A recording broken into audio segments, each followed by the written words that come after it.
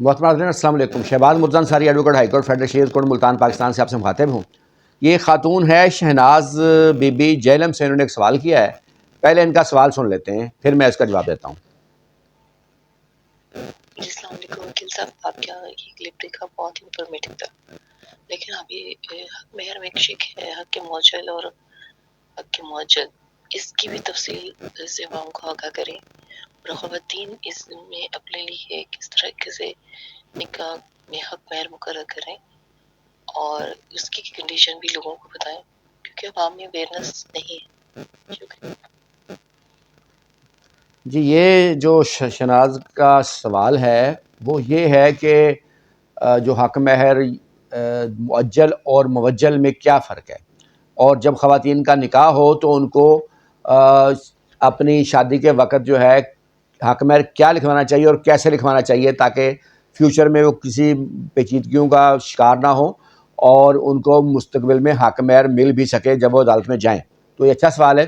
اچھا، سب سے پہلے محمدن لا کا سیکشن 290 ہے، وہ ڈیفائن کرتا ہے دو حق مہر کی اقسام، ایک پرومپٹ ایک ڈیفرڈ. پرومپٹ اوور جس کو ہم مؤجل کہتے ہیں میم عین جیم لام، اور ڈیفرڈ اوور جس کو ہم موجل کہتے ہیں میم واو جیم لام. پرومپٹ اوور کی جو تعریف کی گئی ہے وہ ایسا حق مہر ہے جو نکاح کے وقت طے ہوتا ہے اور بیوی کو ادا ہو جاتا ہے، اور ڈیفرڈ اوور وہ ہے جو خاتون جو شوہر کی ڈیتھ کے بعد لے سکتی ہے اس کے وارثان سے، یا پھر شوہر کی طلاق کے بعد شوہر سے لے سکتی ہے. یعنی دو کنڈیشن بتائی گئی ہیں محمد اللہ میں.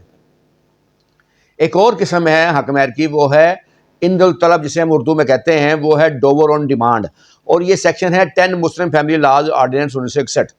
یہ کہتا ہے کہ اگر نکاح نامے میں کوئی حق مہر کی تفصیل نہیں لکھی ہوئی کہ وہ مؤجل ہے یا موجل ہے تو وہ ڈوور آن ڈیمانڈ صبر ہوگا، یعنی جب بیوی کلیم کرے گی اس کا تو وہ شوہر کو دینا ہوگا. تو یہ 3 اقسام میں نے آج بتائی ہیں آپ لوگوں کو. تو جب نکاح آپ کا ہو جو وہ حق مہر ادا ہو گیا، اس کو مؤجل لکھنے کے ساتھ بریکٹ میں ادا شد بھی لکھنا چاہیے. خانہ نمبر 13 تا 16 جو ہے حق مہر سے متعلق ہوتے ہیں. تو ایک تو جب مؤجل ہو اس کے سامنے ادا شد تاکہ کوئی ابہام نہ رہے.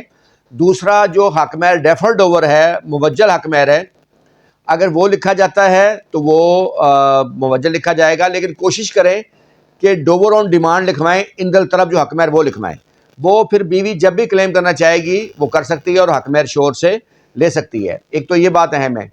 دوسرا یہ کہ حق مہر کی تحریر واضح ہونی چاہیے.